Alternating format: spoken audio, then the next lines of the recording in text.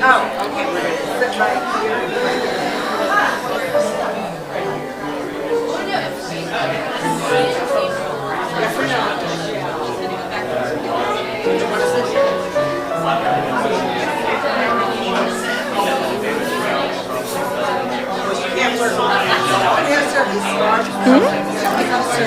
Yeah, we shall.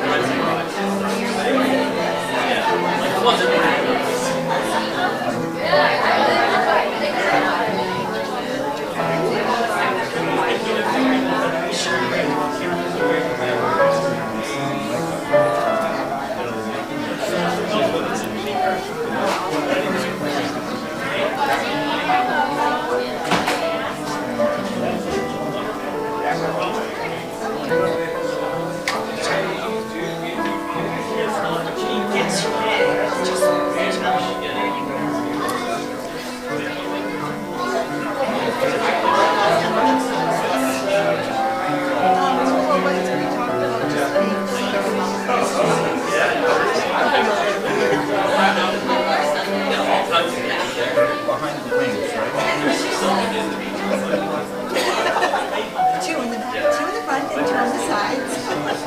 This is the most accessible. Who's this guy? Oh, yes.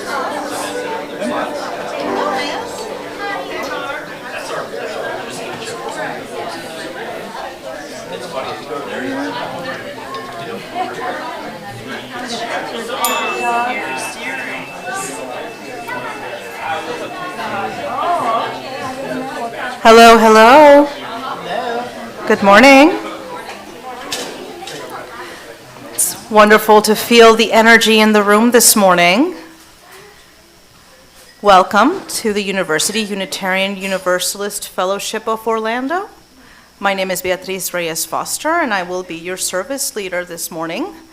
Please take a moment to silence your electronic devices as we settle into our shared sacred space.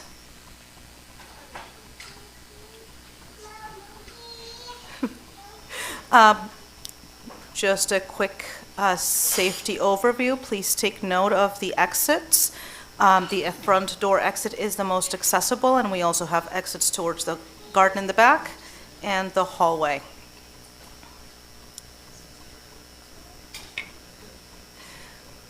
Would like to take a moment to welcome everyone today, all of our folks that are attending online. Please let's give them a wave. Especially anyone who is a guest, and especially if this is your first visit with us. We are a really varied congregation. We are lay-led, which means we do not have a called minister, and this means that we have a variety of services from very spiritual to academic talks. And so I like to tell people to please come at least 3 times before you make up your mind about us. And please stay for coffee and conversation after the service today, especially as our guest speaker today will be sticking around for Q&A. And potluck, yes, that's right, very important. Food. All right, now is the time for committee moments. So if anyone from our committees has information to share, please come to the front, and we just ask you to keep it to 2 to 3 sentences, please. I know it's hard. It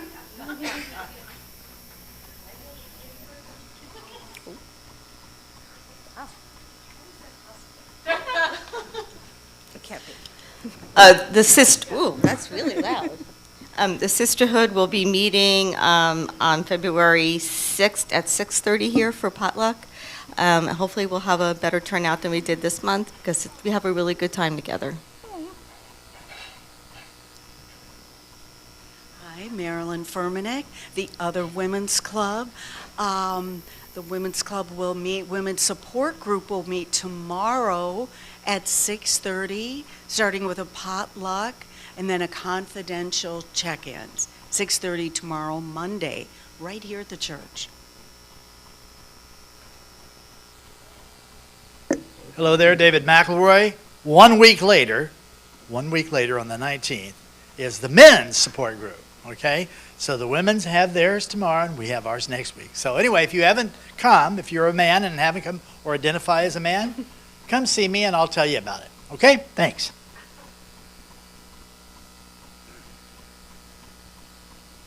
Hi, everybody. I'm Jason Cavatorta, also known as Trustee Number One.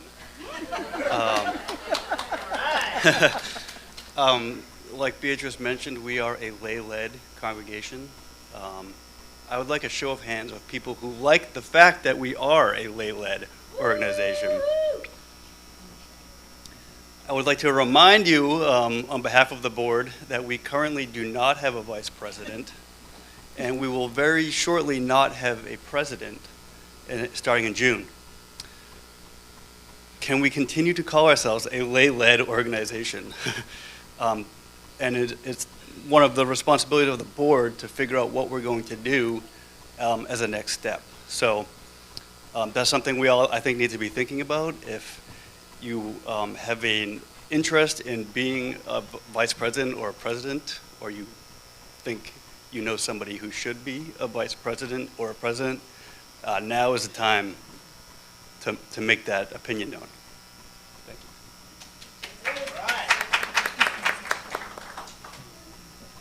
Hi, I'm Amanda Major representing the Parent Support Group. Over the years, a group of women and men, occasionally, every once in a blue moon, joined together in the RE room on the first and third Sundays of the month around 9:30. Yeah, and it's been a great system for us, support system for us, and we want to invite you to come and join us. It would be excellent. It's nice to have a group of parents with shared values, similar values to support each other. Thank you. Hi, I'm Jill Carville. I'm just reminding you about the drum circle. Next Sunday after the service, we'll meet outside. Unless it's raining, then maybe we can find somewhere in here. If you don't have a drum, don't worry. You can bring a cardboard box, a big coffee can. We're going to learn basic rhythms and some chants maybe. So we don't need you don't need a fancy drum to start. Okay? Next week, right after church.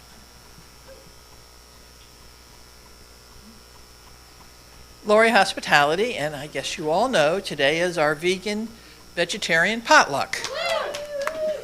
So we've got lots of food. If you didn't bring anything, don't worry, just come because we can share and there'll be plenty of stuff for everybody. We're trying to make sure everything is clearly labeled either vegan or vegetarian because there is a mix. And I'll give more instructions after service about how we're going to work it. And the last thing is we're always looking for more coffee volunteers. Thank you.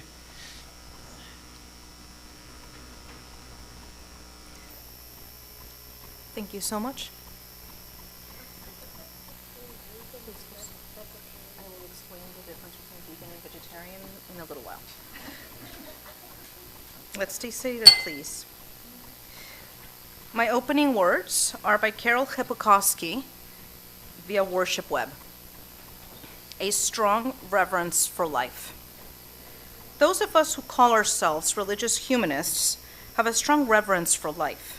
Many of us experience a deep sense of awe before the mystery of life and death, those powers greater than ourselves. We share our respect for science and reason, and we are willing to live with ambiguity, to live without definitive answers. We share a deep concern about injustice and the fate of human life, indeed of all life on this planet, our home in the universe. We identify with the human story, even as we recognize it as intimately tied to the story of the rest of the world.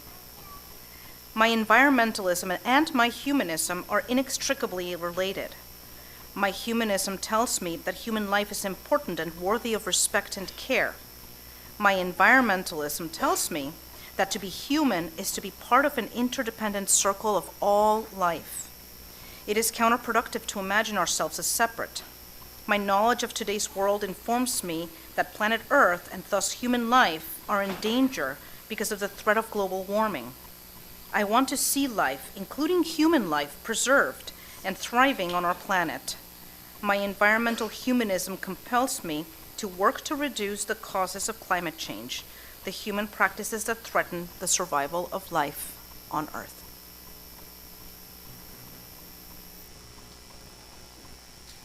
Our opening music is Morning Has Broken, hymn number 38, performed by Ann Packham and Alicia Tran. I'm not performing them, I am just leading them.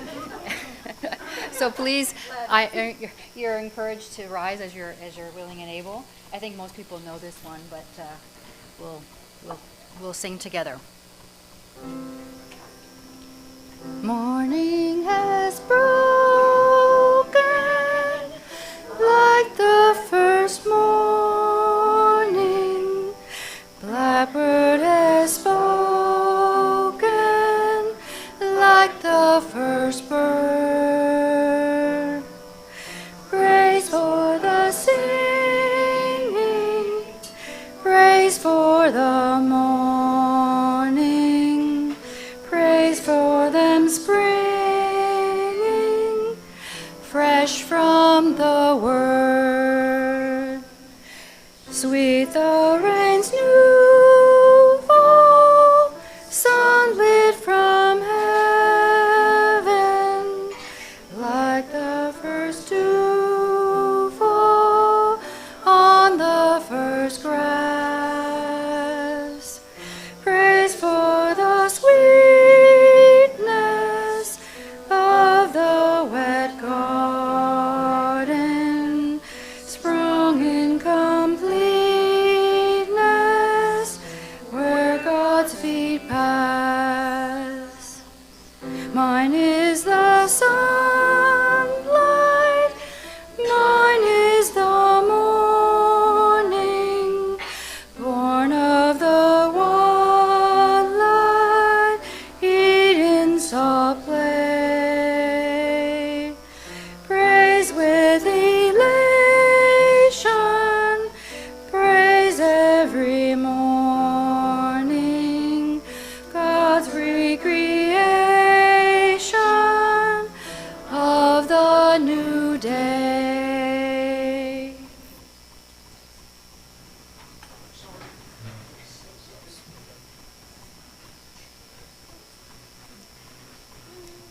Our chalice lighter today is Eva.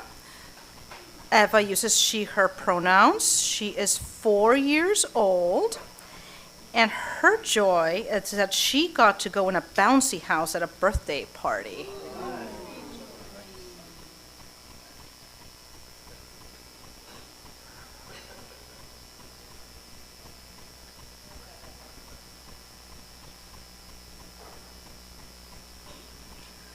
Please join me in reciting the lighting of the chalice.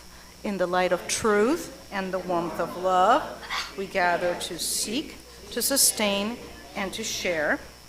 And together, we will say our affirmation. Love is the spirit of this church, and service is its gift.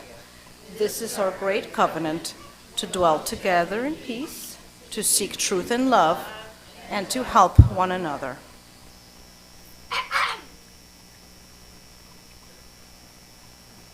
Now is our time for joys and concerns. If you have a joy or concern to share, please come forward. If you need the microphone brought to you, please just raise your hand and we'll bring it over. And if you are joining us online and you have a joy or concern to share, please feel free to type it in the chat or on Facebook. And we will make sure that it gets said here. Just remember, you're online, everybody. So anything you say is out in the world.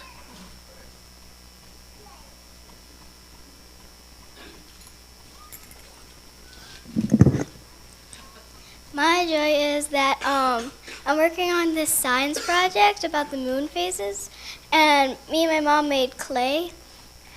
And it was really fun, except a lot of them have cracks because our new oven is like different than our old one. So I need that hot glue today, Mom. I had the flu when I was sick. Glad you're feeling better. Yep.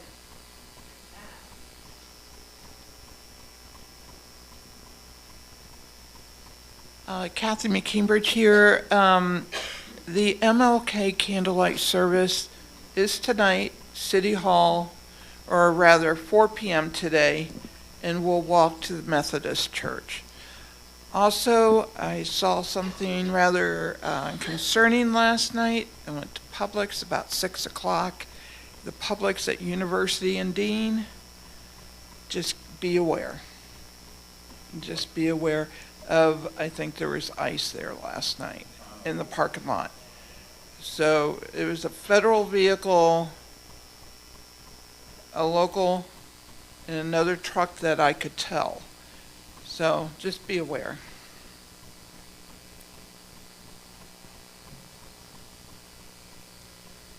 And speaking of ice, there is a protest today in Cocoa, 520 in US 1 at 3:30 to get ice out of our communities. I'll be there if you want to join me.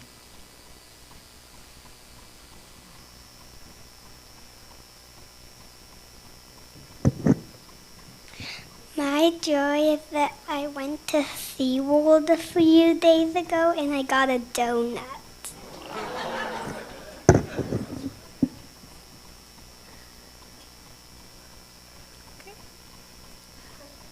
Let us take a moment of silence to think about those joys and concerns left unsaid.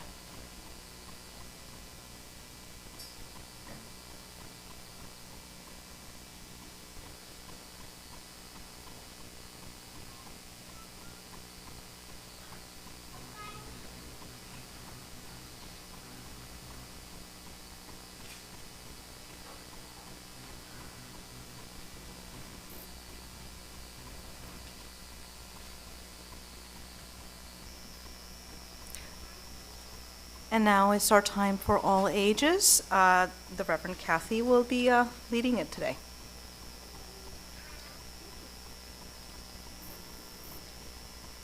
Okay, well, Miss Tay found this story. It's a folk tale from Estonia, and it's told in lots of different ways. This is the one that she found, but she has the flu right now.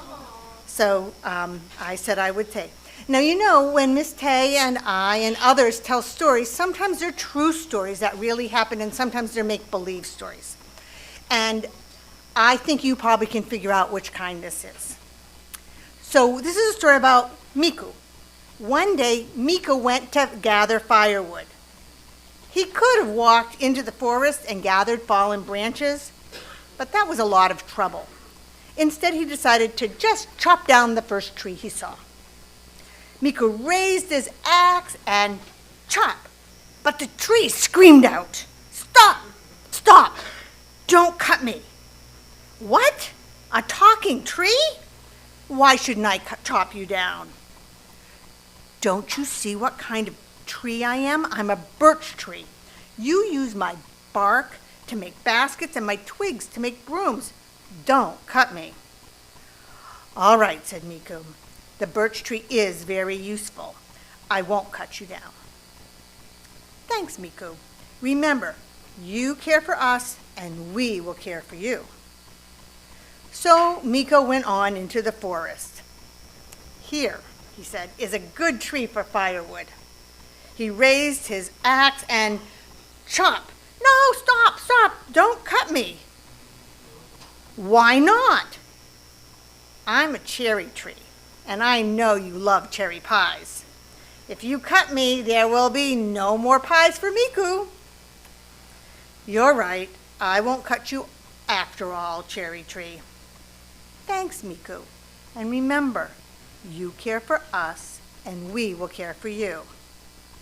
So Miku went on into the forest, and there he found a broad, leafy tree, and he raised his axe and chopped, and what happened? "Stop! Stop! Don't cut me!" "Why ever not? I am a maple tree. You make maple syrup from my sap, and maple sugar too. You don't want to cut me down." "All right, maple tree, I won't cut you." Thanks, Miku. You care for us, and we will care for you. Miku went through the forest, but every tree had a good reason why he should not cut it down. The pine tree gave cones for Miku's fire, the cedar gave sheltered deer on winter nights, walnuts gave nuts. Each tree gave something. At last, Miku sat down to think. Okay, I'll just gather branches from the forest floor for my fire. All of these trees serve a purpose. It would be a mistake to cut any of them down. No sooner had he uttered those words than a little man jumped out from behind a tree. The little man was a very strange sight. He was wearing a coat made of birch bark, his hat was made of acorns, and his shoes were made of thistledown. Miku, I see you respect and care for my trees, said the little man. I want to thank you, Miko. And he handed Miko a little wooden wand. Whenever you need something from nature, just show them this wand and ask. All of the birds and beasts will be glad to help you in return for your kindness to our trees. If you want honey, show it to the bees. Berries, show it to the birds. When you're ready to plow your field, show it to the moles. All these creatures will help you. Just one thing, though. Never, ever use the wand to ask for something that goes against nature. Never ask for something that should be impossible. Never do that. Miku took the little wand and went home. I wonder if it really works. He showed it to the bees. I would like some honey. Bzzz. We'll bring it to you. And the bees flew away. In a moment they were back with a honeycomb dripping with honey. Why, thank you, bees. Birds, I would like some berries. We've got you, Miku. And in a flash, the birds were back with beaks full of berries and dropped them into Miku's bowl. Now Miko had life so easy. Whenever he wanted something, he had only to show the little wand to the creatures and they would help him out. In the spring, he took it out and asked the moles to plow his field, and they got it done. Then he showed it to the ants, and they sowed his seeds. Miko's life was easy indeed. In fact, he became rich and lazy and proud and boastful and in the habit of giving orders. One day in the middle of winter, Miko happened to be out in the fields and it was very cold. The sky was gray and cloudy. Miko hated cold weather and he was accustomed to having his own way. Without thinking, he held up his wand to the sky and commanded, "Sun, come out from behind that cloud and shine on me. I want it hot, hot, hot." Hot sun in the middle of winter? That is going against nature. Miko should never have spoken those words. Immediately, the clouds parted and the sun began to shine, and its rays burnt down, and Miko grew hot, hot, hot, and the sun's intense heat focused on Miko, and zap! The wand was gone. Okay, it's written that Miko was gone, but we decided to. The wand was gone. Since that day, the trees have never spoken to another human being. Though they say, if you walk through the woods and listen, you can hear them whispering high up in the treetops. If you care for us, we'll care for you. If you care for us, we'll care for you.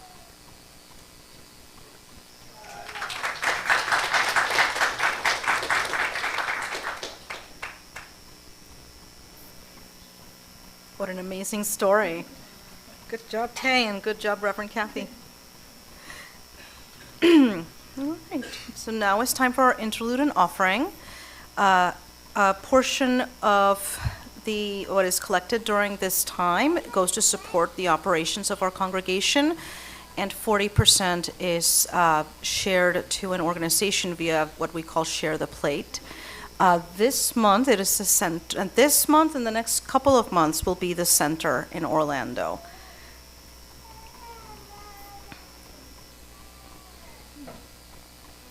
And our song will be Home on the Range, performed by Alicia Tran.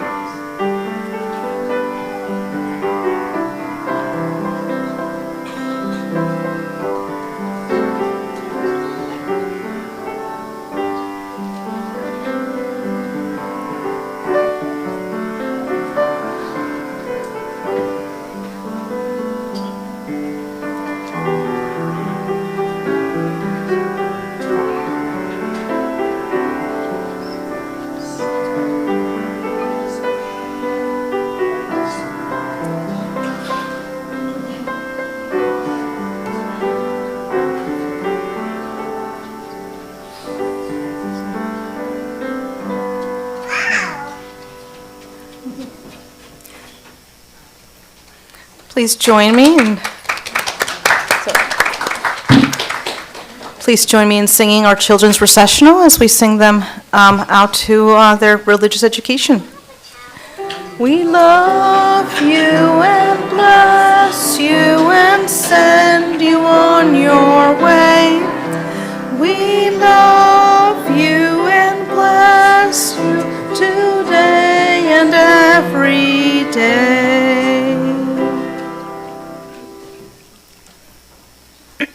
Excuse me. Our speaker today is Charlie Behrens. Charlie is a dedicated systems engineer whose career has spanned counseling psychology, software development, and climate science. With a strong passion for environmental justice, Charlie has worked on a range of innovative projects, from his time at the Oceanic Institute of Hawaii to creating Rhode Island's very first online discussion board, to serving as a reviewer for several climate studies. He was also part of the pioneering group behind the first Apple Macintosh, helping change the world of personal computing. I remember my old one.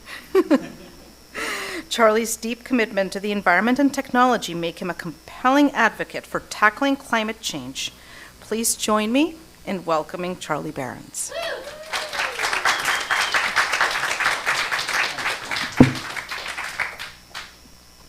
Thank you very much, Beatrice.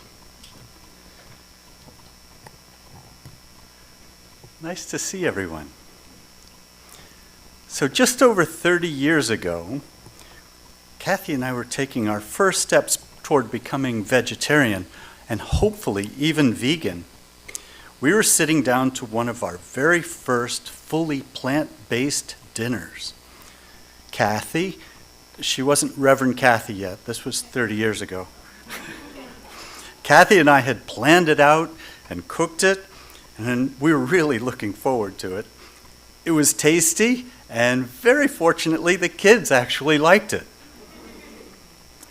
And let me see if I can use this clicker. Yes.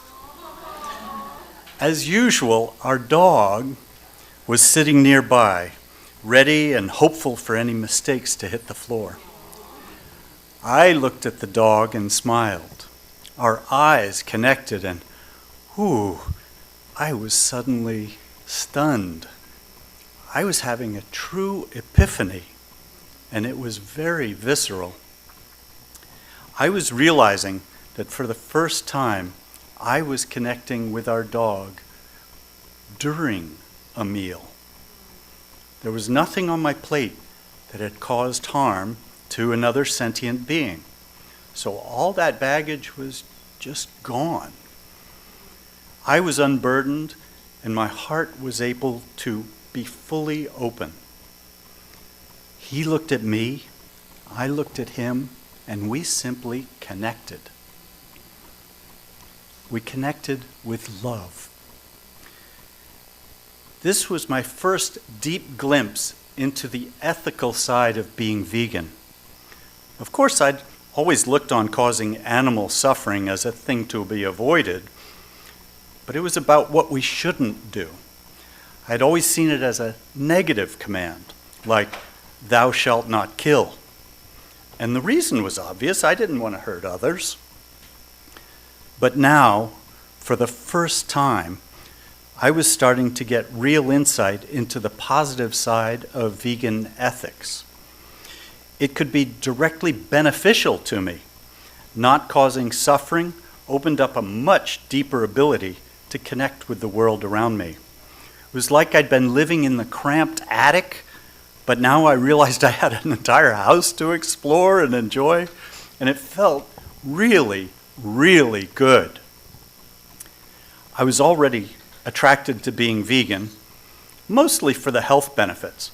My dad had died of a heart attack, so it resonated. To quote Dr. Kim Williams, former president of the American College of Cardiology, he said, quote, "There are two kinds of cardiologists, vegans and those who haven't read the data." This was also around the same time that we got our first electric vehicle, 30 years ago, and began experimenting with going solar. Going vegan became another big part of reducing our impact on the environment. My epiphany with our dog had finally and firmly planted the third leg of the stool. I now understood that going vegan is for our ethics, our health, and the environment. Who can say good SpongeBob, 30 years? Perfect, perfect. Jump forward 30 years. I started seeing articles and videos that claimed animal agriculture was a bigger cause of climate change than fossil fuels. I had my doubts. So I looked up the original paper these things were citing and did what any good engineer would do. I tore into it. I extracted all the data and built up my own spreadsheets. I backtracked the references and made sure that they were reliable and that their findings were quoted accurately in the paper. I even plotted the data into my own graphs to be sure that the paper's visuals weren't misleading. To my surprise, it was all correct. The paper showed overwhelmingly that animal agriculture is indeed the leading cause of climate change. I did find one minor, and I mean minor, arithmetic error that changed one of the graphs very slightly. So, I contacted the author and complimented him on his excellent paper and let him know about the error. I was astonished when he actually wrote me back, and he thanked me for my work, and he corrected his paper. Then he even added my name as one of the contributors. He also turned out to be a very nice guy who put me in touch with others who were working with him. Quite soon, I was reviewing rough drafts of their papers. And soon after that, those papers were getting published too. Okay, so who are these guys? Gerard Bishop is the first one. Gerard was the principal scientist for the equivalent of Australia's EPA for all of Queensland, Australia. Now, being from the US, we may not know Queensland as well as some others. Queensland's really big. It is 10 times bigger than Florida. It's the size, combined, of Texas and California. And this little one called Montana, and New York, and Pennsylvania, all combined. It's huge.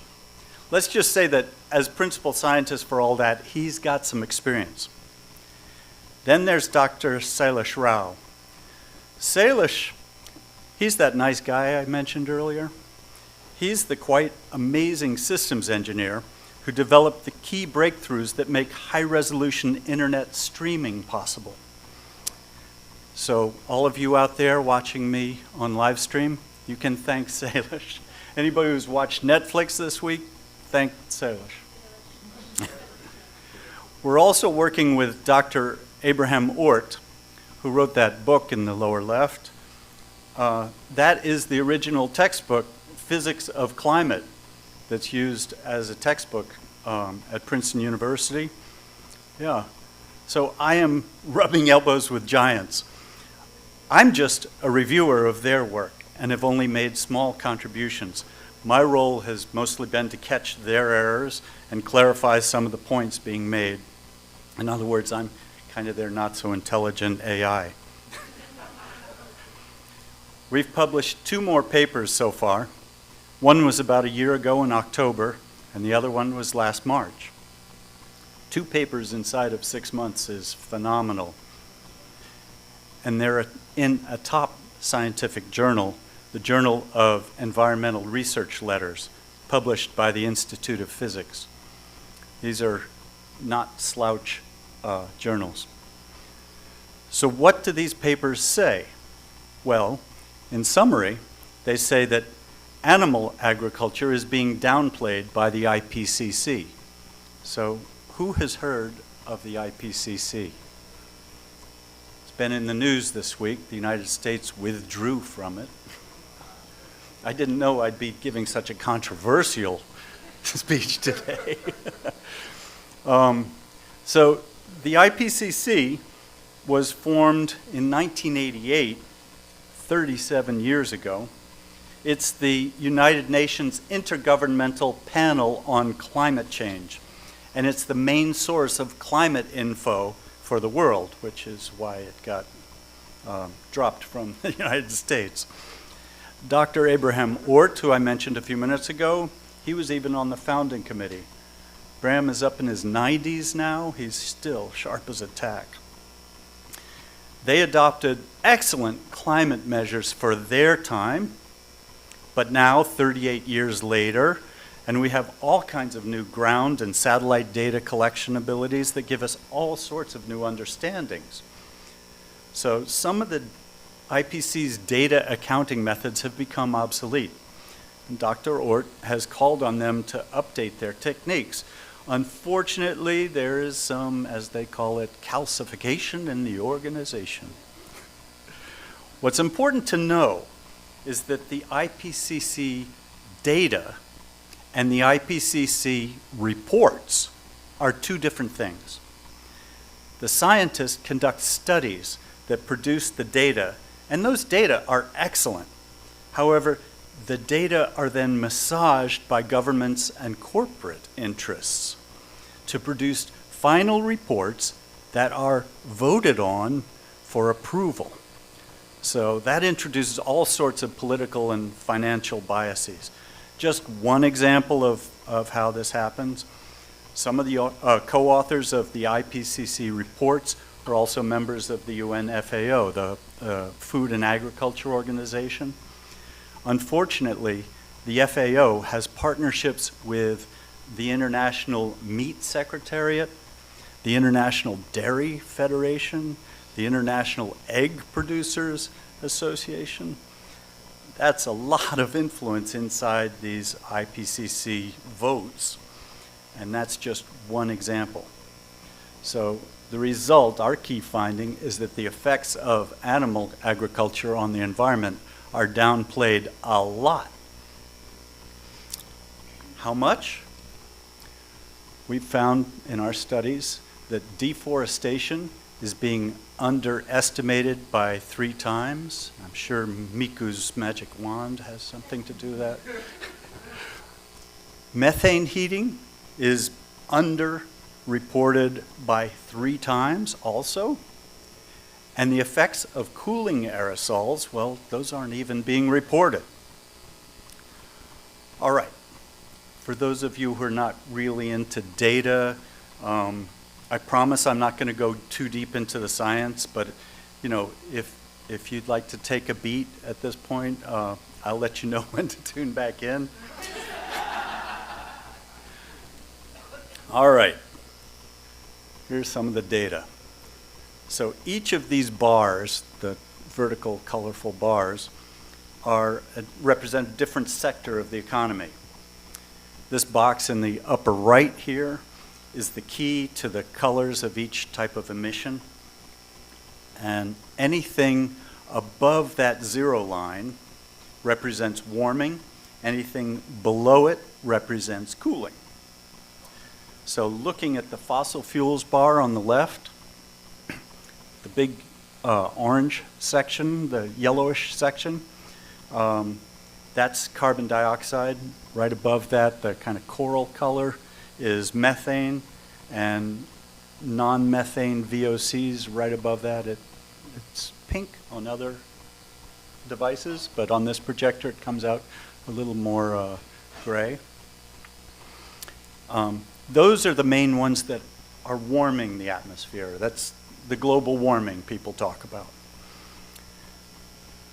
And the aerosols, the light purple, that's for ammonia, and the dark purple, that's the reflectivity that comes from changing land when you deforest or when you change, make crops or grazing land.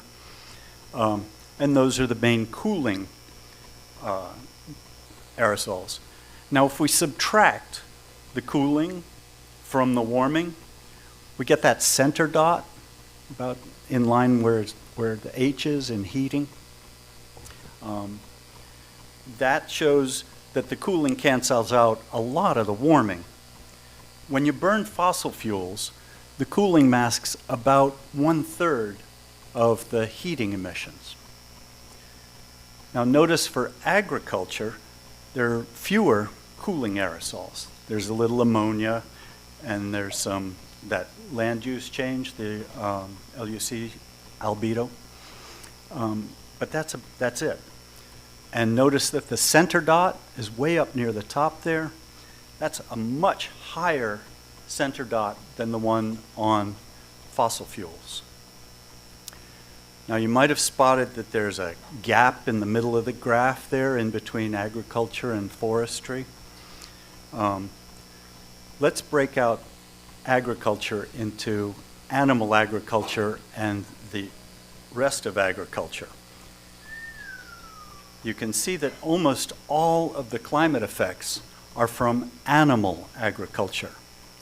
And again, the center dot for animal agriculture is much higher than for fossil fuels. Okay, everybody who's meditating, I'm done with that graph.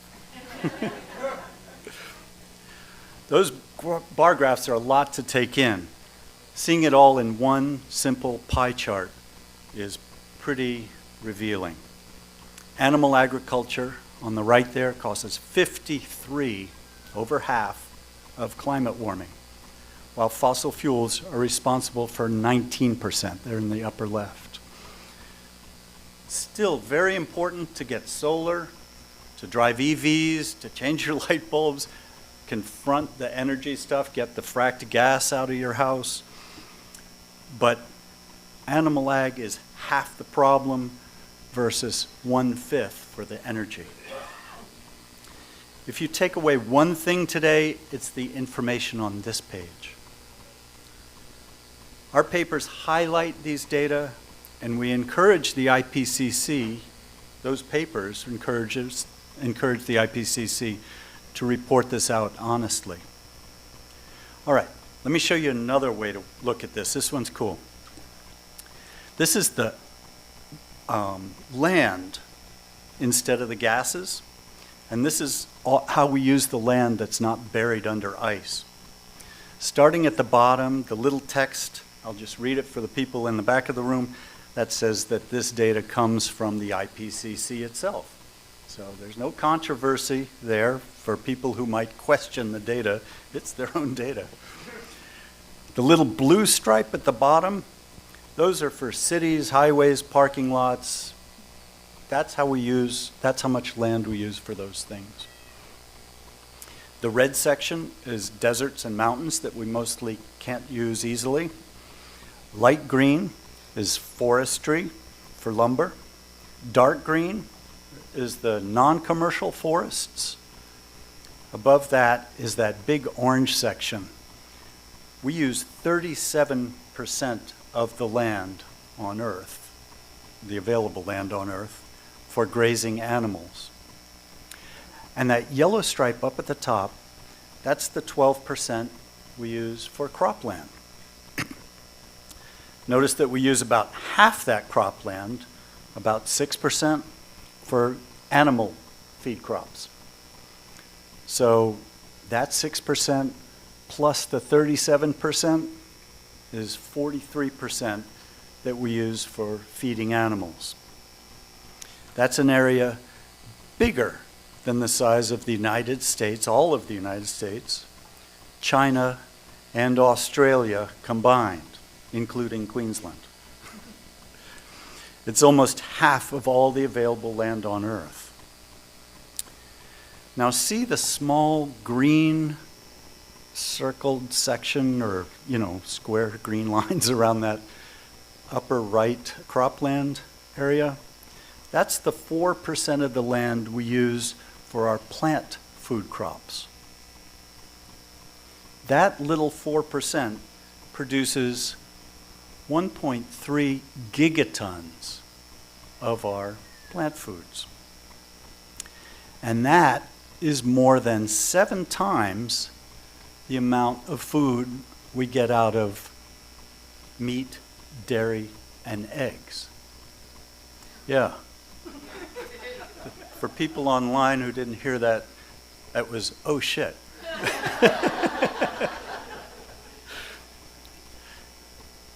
Back in the year 1800, almost half of this grazing and cropland used to be used for forest. We have the records. It's only 1800. It's not that long ago. If we return that land, the 41% of the land that used to be forests, if we return that land back to its original forest, its ability to store carbon increases tremendously. How much? 265 gigatons from its present value. You guys don't know how big that is. That is greater than all of the carbon that's been added to the Earth's atmosphere since 1750, the beginning of the industrial age. Did you catch that?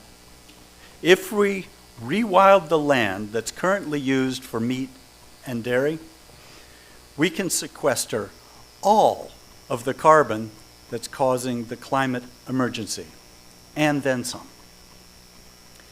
In other words, we have the ability to halt and even reverse climate change. For everybody who's very, very worried about climate change, we can do something about this. We are choosing to eat animals, but we don't have to. That's the good news. We're in charge of our own choices, right? We don't have to wait for governments or laws or anybody else to say it's okay. And we can choose it 3 times a day. This not only reduces climate change, it strengthens the other 2 legs of the stool, creating better health and more grounded ethics as well. Climate change truly responds to our love. Together, we can create safer, cleaner, more sustainable, spiritually grounded world. And we can choose it 3 times a day. You can scan this QR code to go to a website that links 3 of our papers. It also has a link to a video from the famous YouTube channel called Just Have a Think. sure that many of you watched that. And that explains our papers more deeply than I have today. I also have some paper printouts, one of each of those 3 papers, because I don't want to use too many of Miko's trees. And that website here, Vegan Scoop, has lots and lots of videos and some movies that can help you with making healthy food choices. And I'll be more than happy to answer questions at our vegan and vegetarian potluck following the service. Be sure to ask me, by the way, about precision fermentation. There's some other good news. All right. I now turn you back to your regularly scheduled church service, already in progress.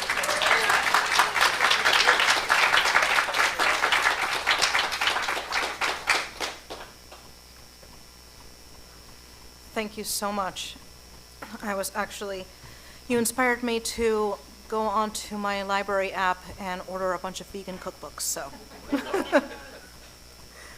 Please join me in extinguishing the chalice. We extinguish this flame.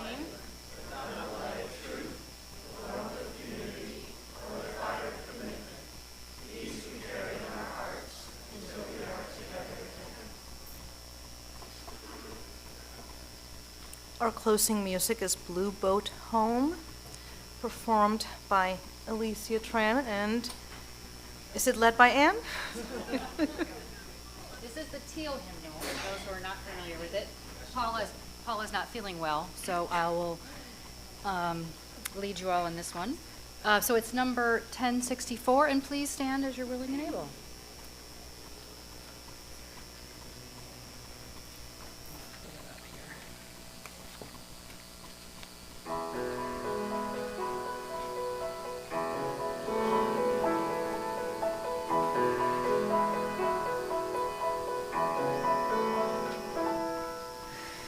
Though below me I feel no motion, standing on these mountains and plains, far away from the rolling ocean, still my dry land heart can say, I've been sailing all my life now, never harbor or port have I known.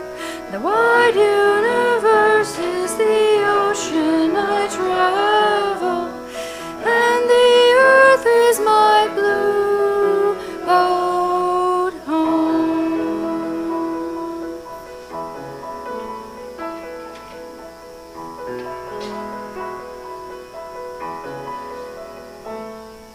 Sun, my sail, and moon, my rudder, as I ply the starry sea, leaning over the edge in wonder, casting questions into the deep, drifting here, my ship's companions, all we kindred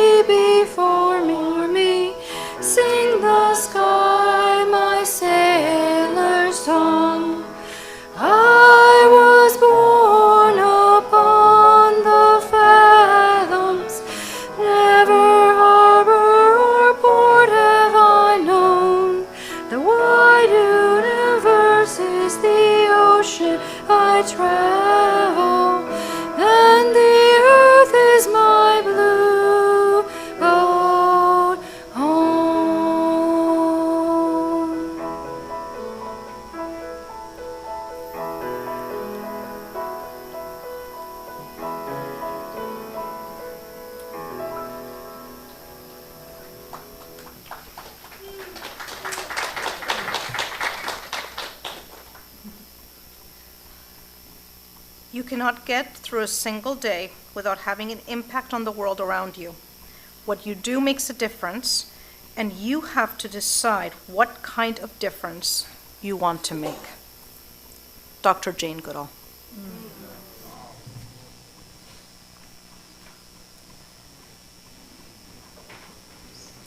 Our postlude will be Colors of the Wind, performed by Alicia Tran.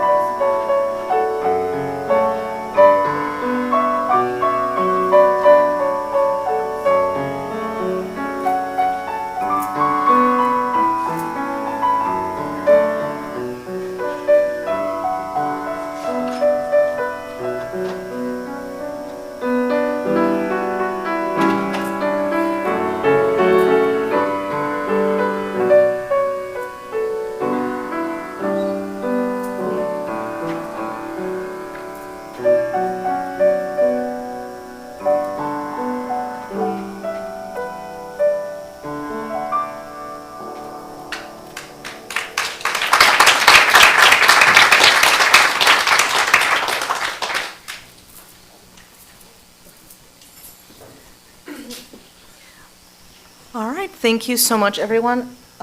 Lori, do you have some instructions to share? Right, but I thought you'd finish the service and then I'd give the instructions. Very good. Well, that concludes today's service.